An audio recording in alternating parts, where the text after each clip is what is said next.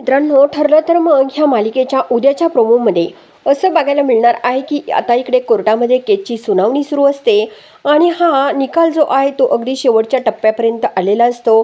तेव्हा आता ही साक्षी जी आहे ती विटनेस बॉक्समध्ये उभी असते। अर्जुन आता तिला प्रश्न विचारू लागतो की मला सांगा, ज्या दिवशी विलासचा खून झाला त्या दिवशी कोर्टात कुणी नव्हतं, मग त्या रात्री तुम्ही तिथे काय करत होतात? तुम्ही एकट्याच तिथे होत्या हे सर्व प्रूफद्वारे मी आज कोर्टाला दाखवून दिलेलं आहे।